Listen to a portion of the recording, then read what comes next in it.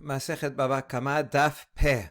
We just saw a baraita which mentioned the prohibition of raising small animals, sheep and goats, in the land of Israel. However, one is allowed to import some live sheep 30 days before a holiday or before a wedding, and a butcher can keep some sheep around for 30 days so that then he will be able to slaughter it and sell the meat. So we follow up on that halacha. Sha'alu tamidav et Rabban Gamliel. Mahu legadel, amar lehen mutar. So the students of Rabban Gamliel asked him, what do you think? Are you allowed to raise small domesticated animals in the land of Israel? And he says, yes, it's permitted. We ask, v'hatenan en megadelin. Hold on, we have a baraita that says one is not allowed to. Now, this is not really a question because Rabban Gamliel is earlier than he is a Tana himself, and is probably earlier than the authorship of this baraita. The question might, in fact, be the other way, right? How could this baraita say en megadelin if Rabban Gamliel says it's permitted? Anyway, there is a contradiction. So we say ela hachi ka ba'umine mahu le lashhot. No, the question was not, are you allowed to raise small animals? That, for sure, everyone agrees is not allowed. I guess the idea is that the baraita is giving you the standard law that everybody has agreed to. So the question was not, can you raise, for sure you can't raise them, but can you keep them in the land of Israel for a while, because eventually you want to eat them, and so you want to keep them there for some time. Amar lehem mutar b'lvad shelo teseh v'tir'eh ba'eded ela koshra b'charei hamita. So it's permitted as long as you don't allow it to go out and graze among the flock, but rather you have to tie it to the legs of your bed in your house. I don't think it means literally has to be tied to the bed. But it has to be, you have to keep it inside and not let it go graze, because the main reason why it's not allowed is because the sheep and goats tend to graze and they go into other people's property and steal. But if you keep it inside, then it is permitted. He seems to be more lenient than the halacha we saw before, that one can only do so for 30 days before a holiday or before a wedding. He says, no, you can probably keep it any time, as long as you keep it tied up. Then it's okay. Teno Rabbanan Maaseh bechasid echad shaya goneach melibo v'shalu rafim b'amru en lo takana ad sheyinak halav rotech mishacharit leshacharit. So there was some pious man who was groaning, suffering something in his heart, or maybe some kind of skin disease. Speculation, maybe it was tuberculosis. And in fact, in ancient times, drinking milk was good for diseases of the lung. And so the doctors told him that the only remedy is to drink warm milk, meaning fresh milk, directly from an animal every morning. And so, because he had to have this every morning, and he lives in the land of Israel, so they brought a goat and tied it to the leg of his bed, and he could get nice, fresh, warm milk every morning. And so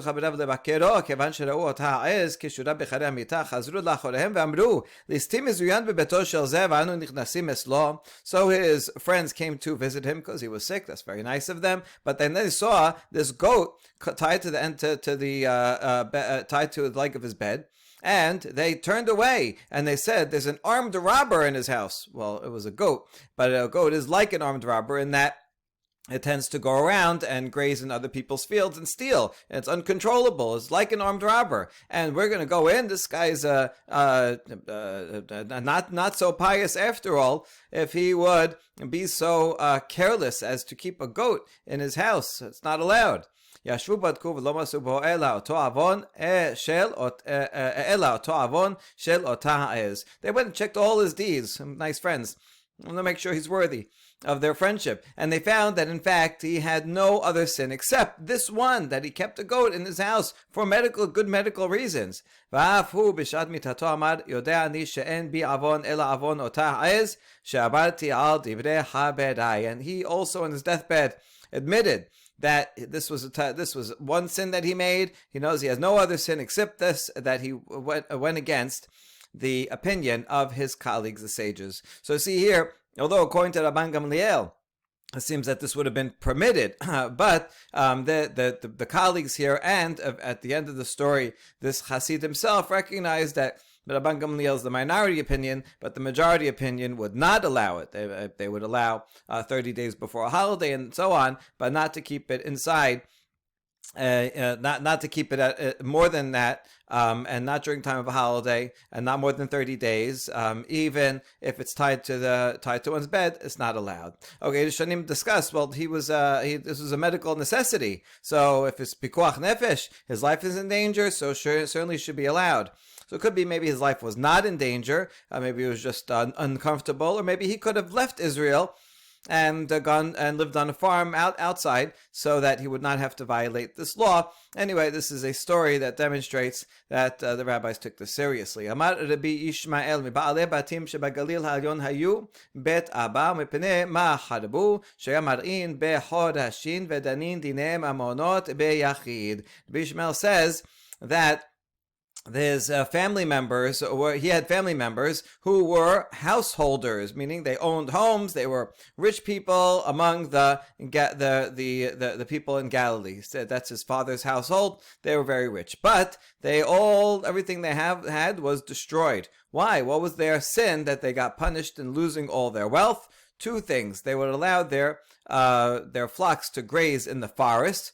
Now, we saw in the Baraita above that this is permitted. Even in the land of Israel, they just can't graze in the settled area, but they can graze in the middle of the forest. But anyway, that's one. And second, that they would judge cases alone, without three people or 5 or 23, the requisite number of judges you have to have. They said, I know everything, I know enough, I can judge alone. And Masechet Sanhedrin says there's only one judge who can judge alone, and that is Yechido Shel Olam. Kadosh Baruch Hu can see all the sides and be fair and all that, but a human being cannot judge alone. Now we see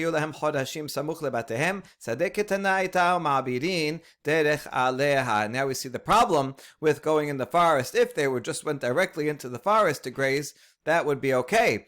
And even though they had these forests that was close to their house, nevertheless, there was a small private field in the middle, and they would have to go through from their own houses where they had these sheep. They would have to go through the small private area until they got to the forest.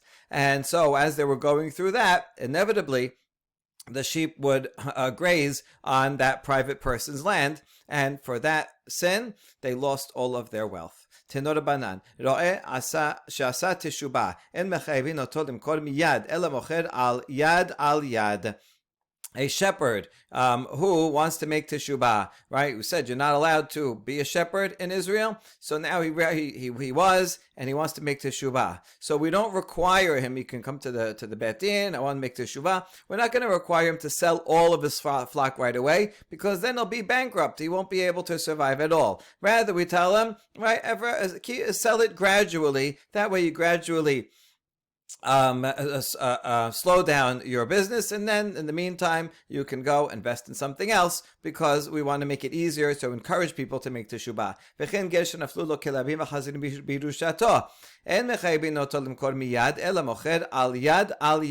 And similarly, a convert who inherits dogs or pigs in his inheritance, I guess it's talking about a convert, because if his biological father had these non-kosher animals, it's more likely if he was a non-Jew, but anyone really, and some versions don't have get. So anyone who inherits it, he got the stuff.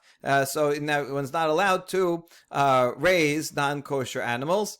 We saw already before. So we don't require the person to sell everything immediately, but rather sell it gradually. That makes it easier financially to divest of this thing that you're not allowed to own, but that's fine. He doesn't have to do it in one day.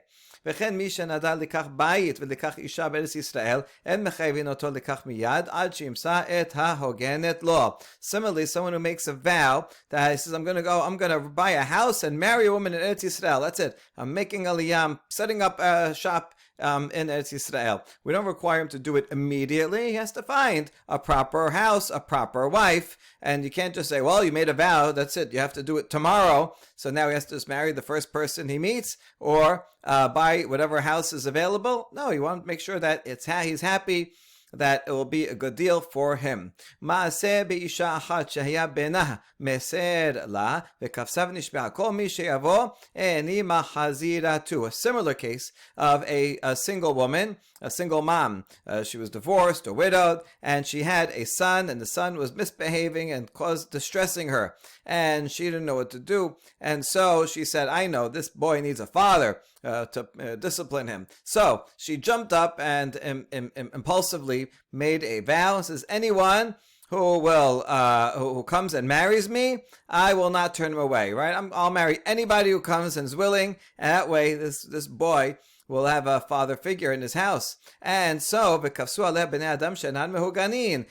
the people heard that offer, and all kinds of low-life guys that were not fit for her jumped at the opportunity to marry this woman. So the matter came to Chachamim, and they said, oh, look, she vowed, whoever comes first. So yeah, I jumped up first. I'm willing to marry her. And the rabbi said, no, she didn't. Your intention was only for a man who is appropriate for her, a good guy that she will like, that will get along with her, that will be a good husband. And so you guys are not fitting, and so therefore you're out. So again, even though both these cases someone took a vow, but it doesn't mean that you have to fulfill it immediately in the wrong way. What the person means is when the right opportunity, the right person comes along, then I will fulfill the vow and marry.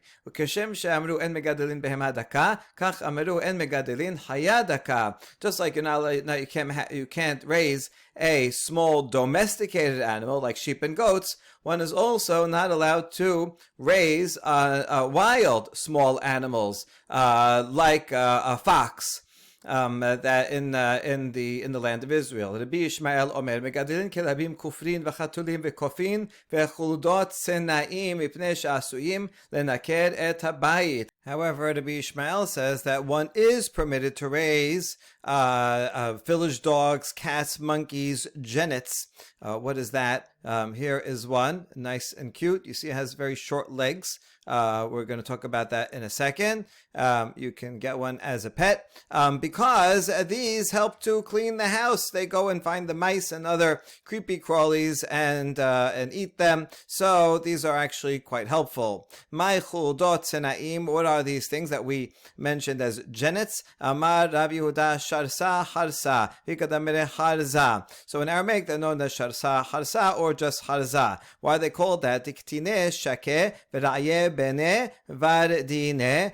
Because they have short thighs and graze among the thorn bushes. And why is it called sharsa, like a sheretz, like a creepy crawly? Because its thighs are short, so it looks like it slithers, even though actually it does have legs. Amar Rav Yehuda Amar Rav Asinu asminu bebabel keretz Yisrael b'hema daka. Amar le Rav Ada bar Ahava le Rav Huna didach mai. So Rav Yehuda says the name of his teacher Rav, the first generation Amora in Eretz Yisrael. He moved, he studied under Rabbi Yehuda Nasi in Eretz Yisrael, and then he went and founded the yeshiva in Surah in Bavel. So he says that we have made ourselves in Bavel like those in Eretz Yisrael for the law of small animals. In other words, we decided to be stringent and not raise sheep and goats in Bavel either. However, Rav Ada bar Ahava told Rav Huna. Rav Huna was also a student of Rav, who lived there in Bavel. He says, what about you? You have sheep and goats. How are you allowed to raise them when your own teacher, Rav, says that we should be stringent in Bavel like in Eretz Yisrael? Amar le didan kam min tera lehu choba. Rav Huna answered, my wife, Choba, she watches the animals, she takes care of them, and she makes sure that they don't graze on anybody else's land. As that way, there's no problem. Amar le Choba tikberinhu libna. And so Rav Ada bar Ahava did not like that answer. This is a loophole. No, it's not allowed at all. And he made this very serious curse. May Chova bury her son because she thinks that she can go against this law that Rav said and say, oh, I'll watch them. No, it's very serious, and you should not have done that. and therefore he says this terrible thing. And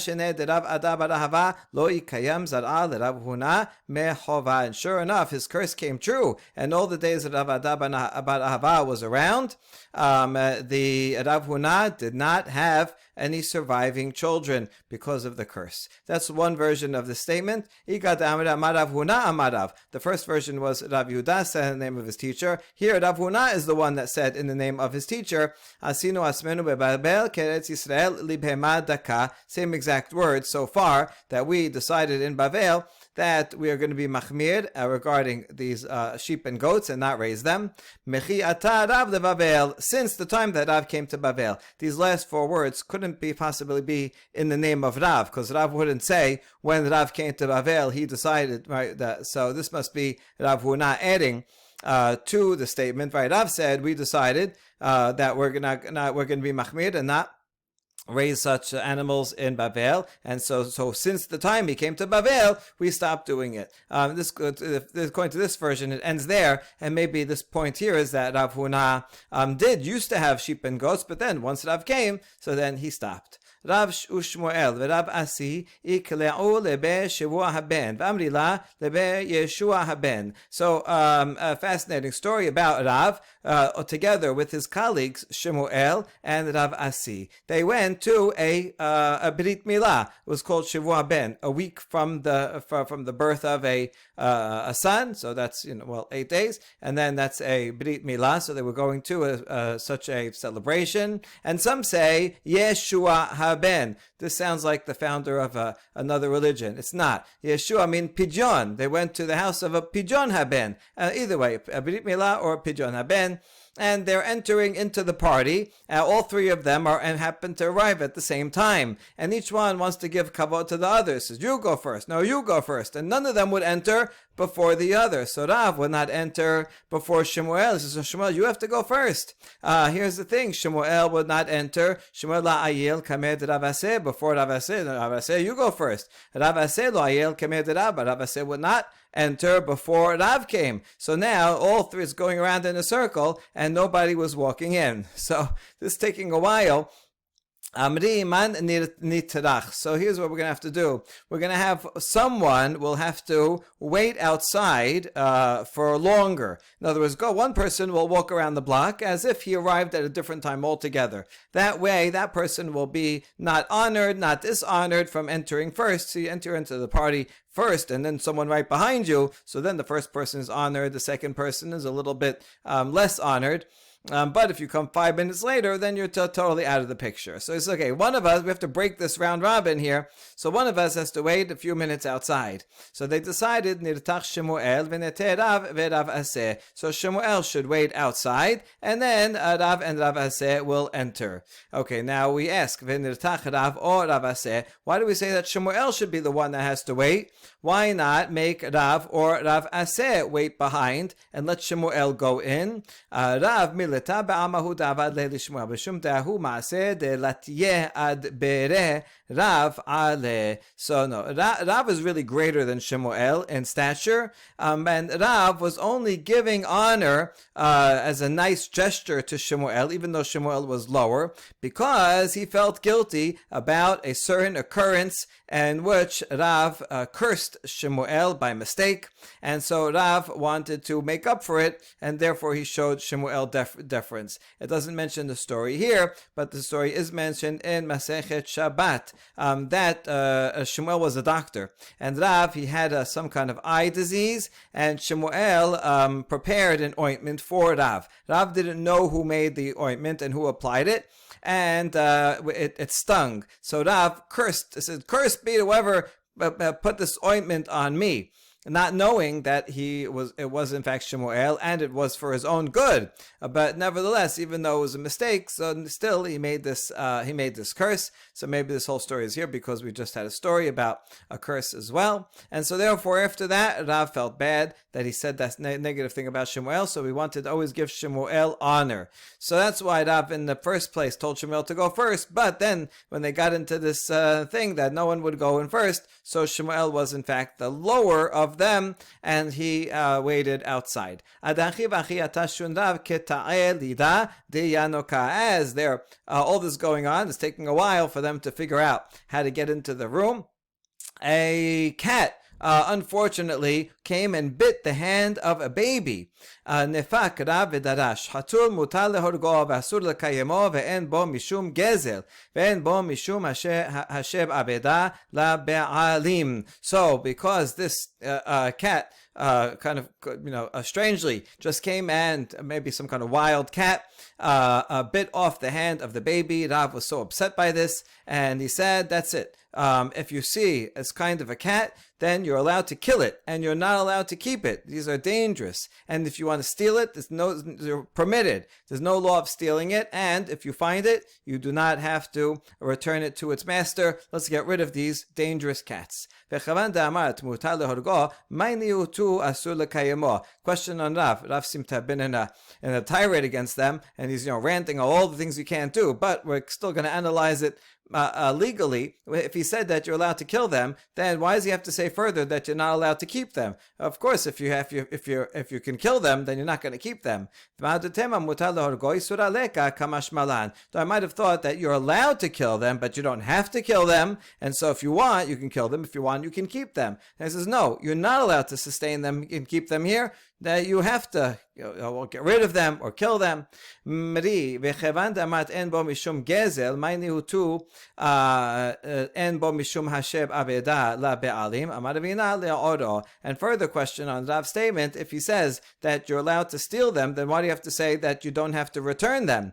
Obviously, if you can go and steal it, take it from someone, then you don't have to return it. And Ravina says we're talking about the hide. If you see a dead one is not dangerous, and you want to take its hide, can you take it for yourself or return it? You don't have to return it to its owner. You can just keep it for yourself. Me'eti Rabbi Shimon ben Elazar omer megadelin kelabin kufrin vechatulin vekofin vechludot senaim ipnei she'asuyin lenaked et habayit. A challenge to this, right? You said that you can't Rav said that you have to kill these cats. However, we just saw that in the Baraita that Rabbi Shimon ben Elazar says that you're allowed to raise dogs, cats, monkeys, and genets because they serve to clean the house. So why'd you say this? Cats are included here. Why'd you say you can kill them? But here it says you can keep them. La kashya ha be'ukhma ha be'chivra. No, the Braita is talking about black cats. That's okay. You can keep black cats around. They are safe and they get rid of the mice. But white cats, those are the ones that can bite and are dangerous, and you have to destroy them. Hold on, that story about Rav that bit off the baby's hand, that was indeed a black cat. So how could it be that so you see black cats are also dangerous? How can you say that you can keep a black one? It's true, it was black, but its mother was white. Or father, I don't know. It was the offspring of a white cat. So even though it was only half, so just because it had a white parent, that makes it dangerous. And even though it itself is black, it's dangerous. Hold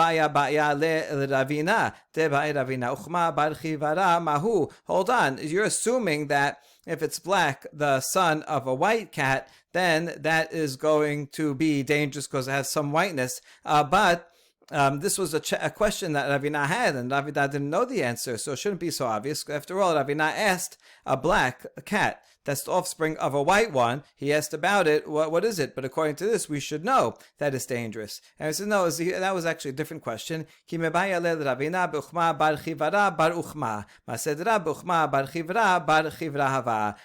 question was, if it's a black cat that is the son of a white one, that's the son of a black one. So it has in its descent, in its parents, one black, one white. So then it's kind of mixed, and that was the question. But the case of Rav is when it's black, but it's the offspring of white, So it's all white in its parentage. So then it has really a lot of bad. White is bad, is dangerous, and so that's the case of Rav. So that's why the one in the Rav story that bit off the baby's hand, for sure, this is a bad one that has to be killed. So any white one has to be killed, and even if it's a black one, but it has all white ancestors, that's not going to be good. The question is, if it's white and has mixed ancestors, perhaps that's okay. But if it's a pure black cat, then you know that that's safe. The Mishnah had mentioned the law that one cannot raise small animals in the land of Israel, that in order to help settle the land of Israel properly. So now we have another law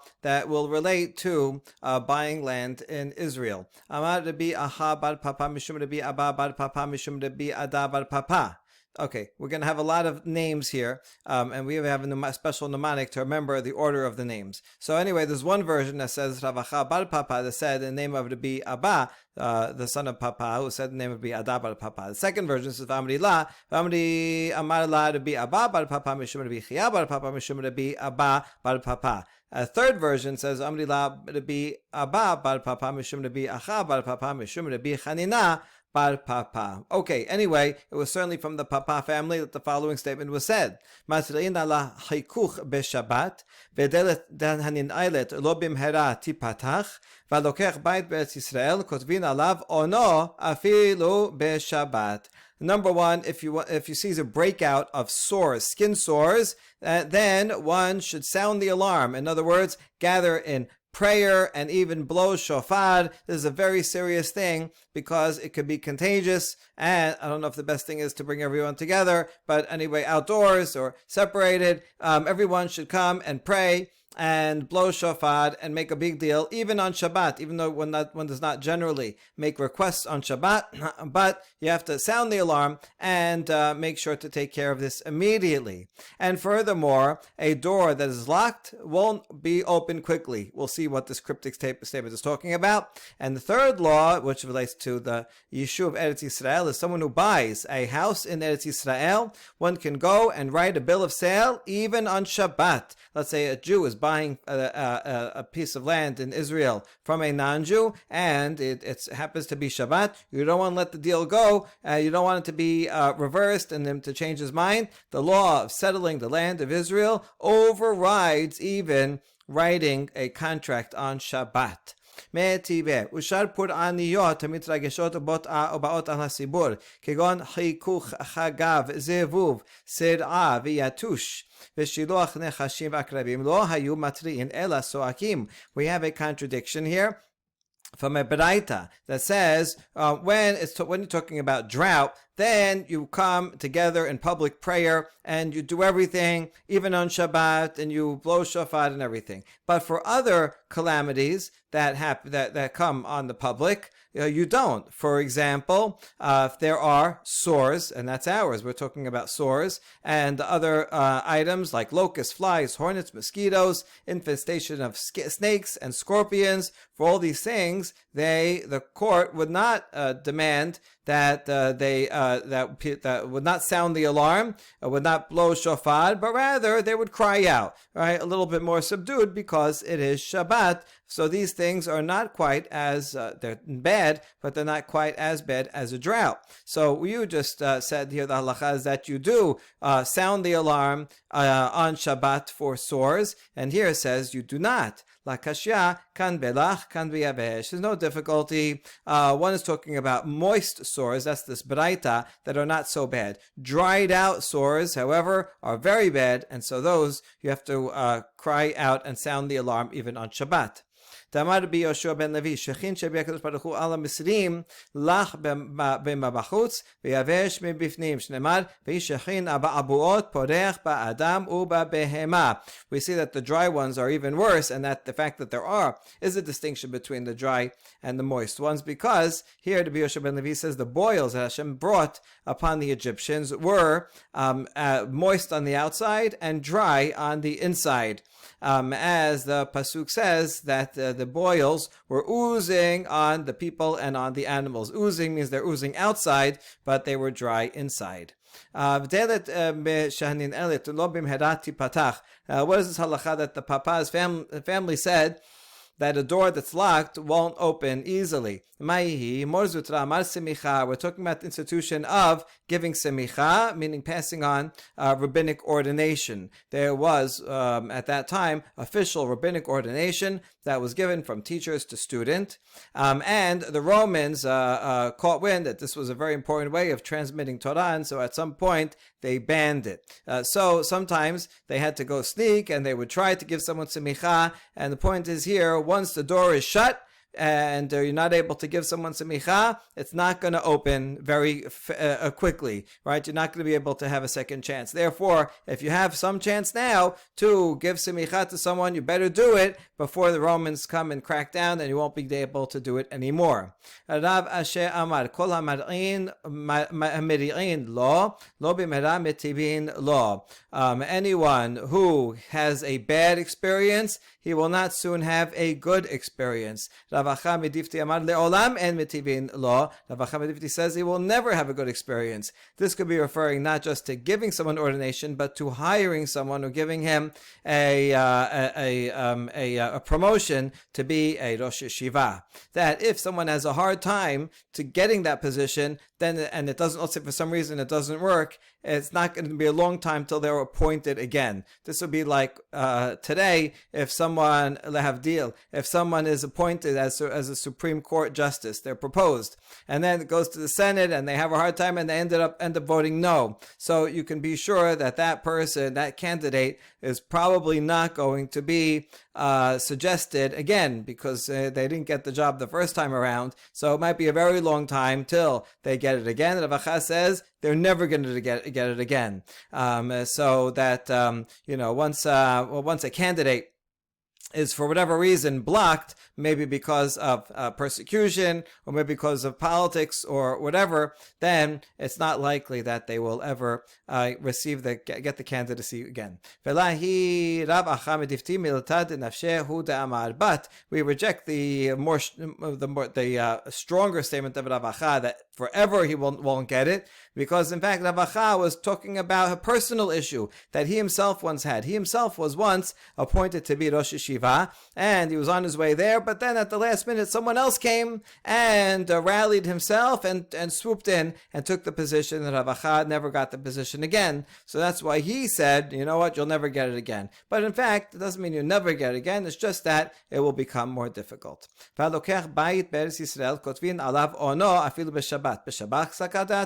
So now if someone buys a home in Eretz Yisrael, you can even go and make sure that the deal will go through by writing a deed of sale even on Shabbat. We question this. Really, you can violate Shabbat mid-deoraita by writing on Shabbat as deoraita?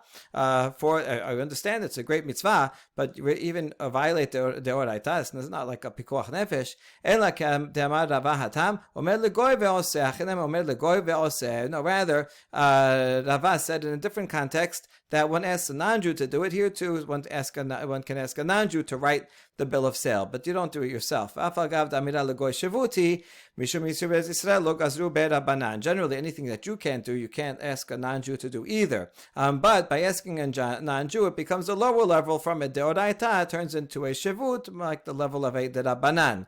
So therefore, it still wouldn't be allowed in a general circumstance just to ask a non-Jew to do something. But the mitzvah of settling the land of Israel is so great that the rabbi said, you know what, we're not going to apply our gezerah about asking a non-Jew to do something for such a great mitzvah. Amar Rabbi Shemuel bar Nachmani Amar Rabbi Yonatan halokech ir be'eretz Yisrael kofin oto likach la derech me'arba ruchotem mishum yishuv be'eretz Yisrael. Another law that is good for the settling land of Israel is if someone buys a city in the land of Israel, the Bet Din, before they let the sale go through, they say you have to also purchase the roads from all four directions, and that way the city will be well connected, and that will increase the settlement of Israel, that people will be able to travel in this city and then go to the next city, and then that will continue to be settled. And so a nice series of